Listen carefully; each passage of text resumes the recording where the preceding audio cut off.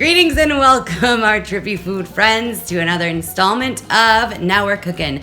I am Julie Coots. With me, as always, is Dad, aka your Trippy pal, Val. And Dad, it is springtime in New England, and you know what that means? That means it's fiddlehead season. Fiddlehead. Now, is that a very short season? It is a very short season, and these are very tough to get. So, in New England, you can probably find them at just about most grocery stores. So, we found ours at Market Basket, but you could find them at Whole Foods, Trader Joe's. And you know what? Check out your local little farms in your area because they probably have great ones there as well. But these grow in like little swampy areas, and they're only certain type of ferns that you can eat because other ones are toxic. So you don't want to just go foraging for these for yourself. So I guess we take a step back for a second and just say what they are, right? So right. So fiddleheads are basically when a fern grows, it's all curled up and then it just kind of uncurls. And so while it's still in the curled up stage, they harvest those and they're tender and delicious. Yeah, well, we'll find out how tender and how delicious. They're called fiddleheads because they look like the top of a little fiddle or violin, you know?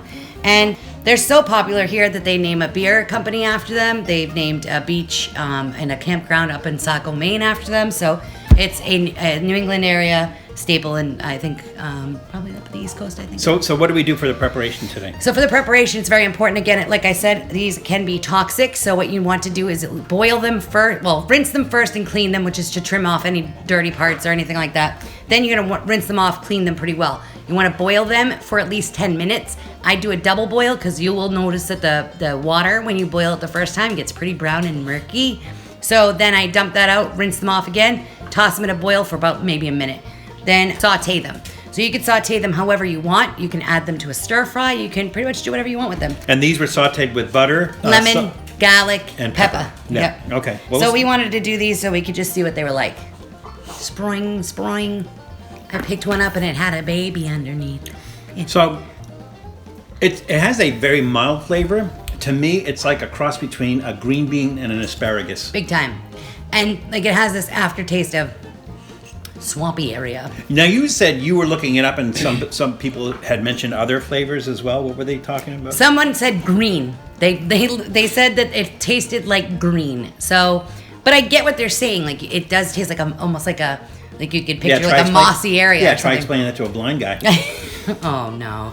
But you know what? I will say when you're boiling them, you get kind of a bog of eternal stench smell, and comment below if you get that 80s reference. I will give you 1,000,000 points.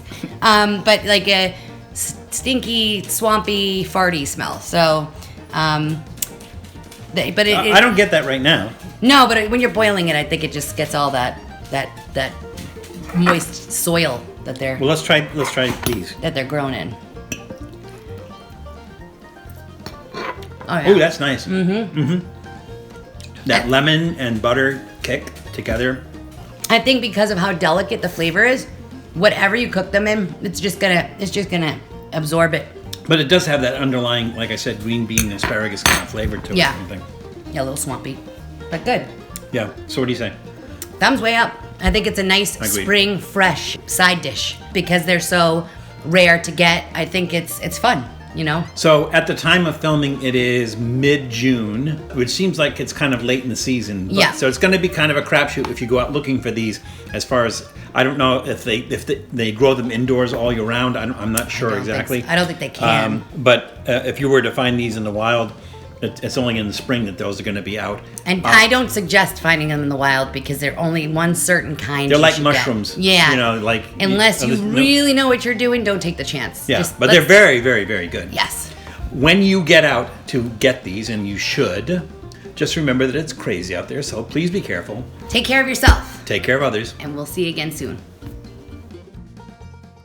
Thanks for checking out Trippy Food. If you enjoyed watching that video half as much as I did making it, well then I enjoyed it twice as much as you did. And if that's the case, you'll probably like this video right here. And if not, check out this video right here. That one's a little bit different.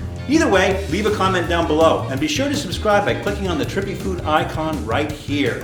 Glad you could make it, and we hope to see you again soon.